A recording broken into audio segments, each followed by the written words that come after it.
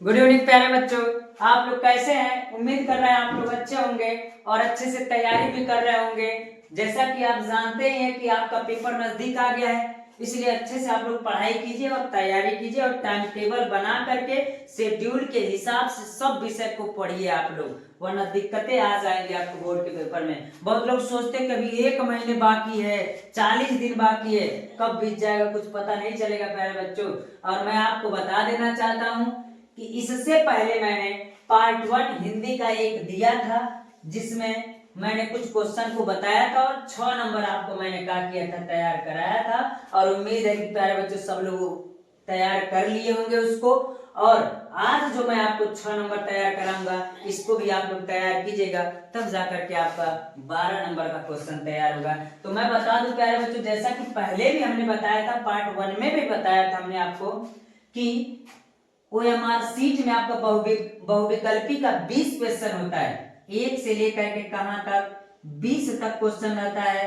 जो बहुविकल्पी का रहता है उसको ओएमआर सीट में भरना रहता है। ओएमआर सीट में भरना रहता है, इसका क्वेश्चन कॉपी में लिखना नहीं रहता है, बस उसको ओएमआर में क्या करना रहता है, भरना रहता है। और मैंने पिछले वीडियो में ओएमआर भरना बहुत अच्छे से सिखा दिया। जो बच्चे नहीं सीखे वो जा करके वीडियो देख सकते हैं और उसको सीख सकते हैं। और हमने बताया था कि जब 1 से लेकर के 20 नंबर तक का बहुविकल्पी हो जाएगा, तो जस्ट इसके बाद जिसका नंबर आएगा वो किसका आएगा, तो कहेंगे प्यारे बच्चों 21 नंबर का आएगा। और 21 नंबर हो सकता है 21 नंबर हो, और नहीं तो पहला हो सकता है, नहीं तो पहला हो सकता है। तो हमने कहा, तो उसी प्रकार पिछला जो वीडियो पार्ट 1 हम दिए थे उसमें एक यानी 21 नंबर वाला क्वेश्चन था, और जिसको हम क्या किए थे, आपको बताए थे और तैयार कराए थे, और वो भी 6 नंबर का था। उसमें भी पैसेज था और पैसेज के नीचे 3 क्वेश्चन था, और तीनों क्वेश्चन पर 2-2 नंबर मिलता था, और टोटल 6 नंबर होता था। और आप उसको अच्छे से तैयार भी कर लिए हैं प्यारे बच्चों। और वो गद्य से था, और ये किससे है, पद्य से है। इसलिए मैं आपको क्या करूंगा, आज पद्य से भी 6 नंबर का करूंगा, तैयार कराऊंगा, जिस प्रकार गद्य से आपने क्या किया था, तैयार किया था। आज हम चलते हैं 21 नंबर के बाद 22 नंबर वाला क्वेश्चन ये है कि इसमें भी आपका 4 लाइन 5 लाइन 8 लाइन कितना हूं, यानी 6 लाइन 7 लाइन 8 लाइन कितना हूं लाइन दिया हो, उससे कोई फर्क नहीं पड़ना चाहिए आपको। मान लीजिए हमने कह दिया 1 2 3 4 लाइन इसमें पैसे दे दिया है, और मैं आपको बता देना चाहता हूँ 22 हो सकता है या तो 2 नंबर, लेकिन 22 ही रहेगा।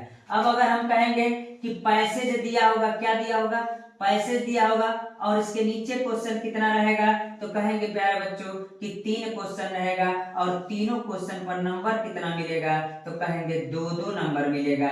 और जब 2-2 नंबर मिलेगा तो टोटल कितना होगा, 6 नंबर होगा। अच्छे नंबर लाने के लिए प्यारे बच्चों एक एक नंबर को नहीं छोड़ना है आपको। अगर एक नंबर छूटा तो समझ लो कि आपका बहुत परसेंटेज डाउन होगा। यानी एक एक नंबर का क्वेश्चन कहीं मत छोड़िएगा, सब क्वेश्चन को काट कीजिएगा, टच कीजिएगा। तो ये कितने नंबर का होगा, तो हम कहेंगे 6 नंबर का होगा। आज इसी को तैयार कराएंगे। हाँ, एक बात और बता देना चाहते हैं आपको, और पिछले वीडियो में हमने बताया था कि अथवा करके एक और दिया होगा, अथवा करके एक और 5-6 लाइन या 4 लाइन कुछ भी दिया होगा, और इसके नीचे भी क्वेश्चन कितने रहेंगे, 3 क्वेश्चन रहेंगे, और ये भी कितने कितने नंबर के रहेंगे, 2-2 नंबर के रहेंगे। तो इस प्रकार इसमें भी आपका कितना नंबर मिलेगा, 6 नंबर मिलेगा प्यारे बच्चों। तो चाहे आप इसको कीजिएगा चाहे आप इसको कीजिएगा, जो आपको आएगा उसी क्वेश्चन को आप क्या कीजिएगा।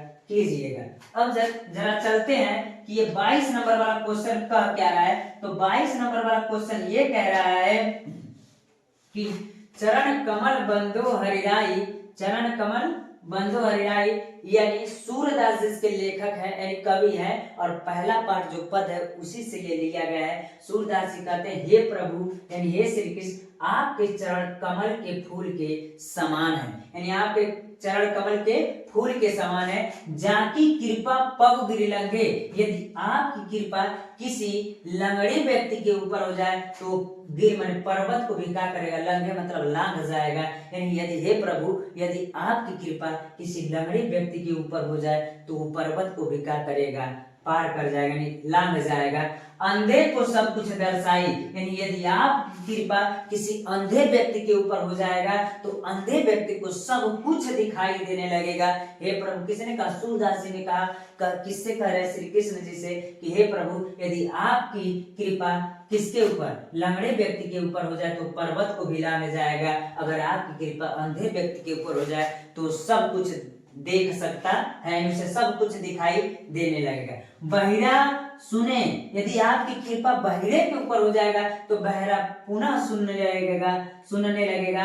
यदि आपकी कृपा गूंगे व्यक्ति के ऊपर हो जाएगा तो गूंगा व्यक्ति पुनः बोलने लगेगा। और रंग चले सिर छत्र धराई, यदि आपकी कृपा किसी भिखारी आदमी, कह सकते हैं गरीब आदमी के ऊपर हो जाए तो राजा के समान क्या हो जाएगा? अमीर हो जाएगा। सूरदास स्वामी करुणा नायक बार बार बंदो तह पाई, यानी कहने का मतलब सूरदास जी कहते हैं, हे करुणा के स्वामी, आपको बार बार क्या है? प्रणाम है। इसी प्रकार पैसे दिया रहेगा, और जरूरी नहीं है कि पद से दिया रहेगा।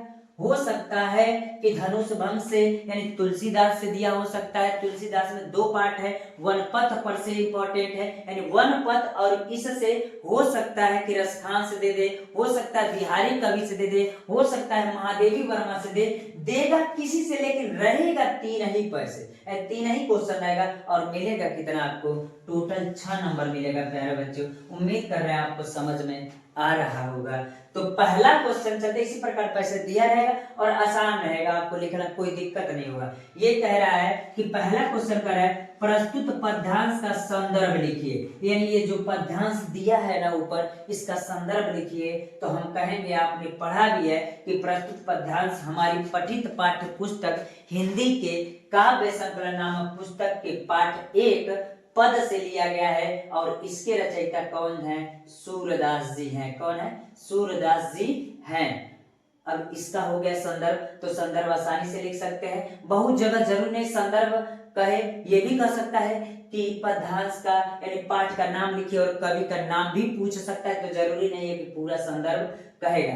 कभी कभी तो ये भी अगर बहुत कठिन पूछेगा तो कभी कभी तो ये कह देता है कि प्रस्तुत पद्यांश का संदर्भ लिखिए तथा पूरा व्याख्या कीजिए। तो ये भी हो सकता है कि कठिन अगर पूछना होगा तो ऐसे भी पूछ सकता है। अब कह रहा है कि संदर्भ हो जाएगा। अगर मान लीजिए कह देगा कि पाठ का नाम और कवि का नाम बताइए तो और आसान होगा। पाठ का नाम पद, कवि का नाम सूरदास जी, तो इतना कह सकते हैं हम। अगला कह रहा है रेखांकित अंशों की व्याख्या कीजिए, यानी देखिए 2 लाइन पर प्यारे बच्चों क्या था? रेखांकित था, यानी यहाँ से लेकर के यहाँ तक क्या था? रेखांकित था। और कह रहा है कि इसका क्या कीजिए? आप व्याख्या कीजिए। व्याख्या का मतलब होता है अपने शब्दों में थोड़ा सा उसका अर्थ लिखिए।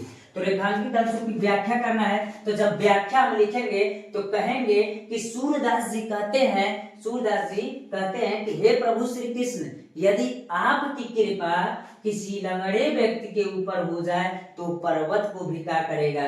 लांघ जाएगा। हे प्रभु, यदि आपकी कृपा अंधे व्यक्ति के ऊपर हो जाएगा तो अंधे को भी सब कुछ दिखाई देने लगेगा। हे प्रभु, यदि आपकी कृपा किसी बहिरे व्यक्ति के ऊपर हो जाएगा तो बहरे को भी सुनाई देने लगेगा। और यदि आपकी कृपा किसी गूंगे व्यक्ति के ऊपर हो जाएगा तो गूंगा व्यक्ति भी पुनः क्या करने लगेगा?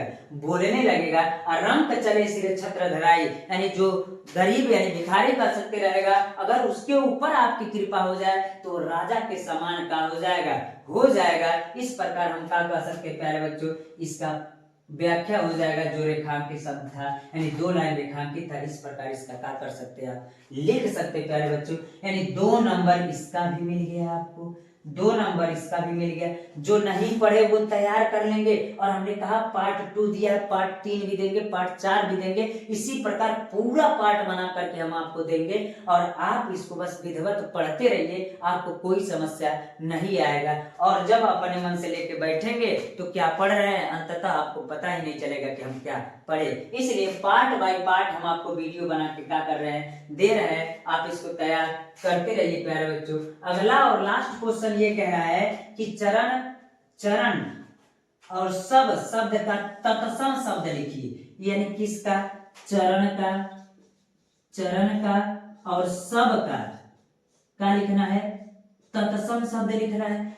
तत्सम शब्द का मतलब होता है कि इसका संस्कृत शब्द लिखिए तो हम कहेंगे चरण है, तो इसका न र में बदल जाता है, तो इसीलिए इसका क्या हो जाएगा, चरण हो जाएगा। और सब दिया है तो सब का क्या हो जाएगा, सर्व हो जाएगा। हो सकता है कि तत्सम की जगह कुछ और दे सकता है।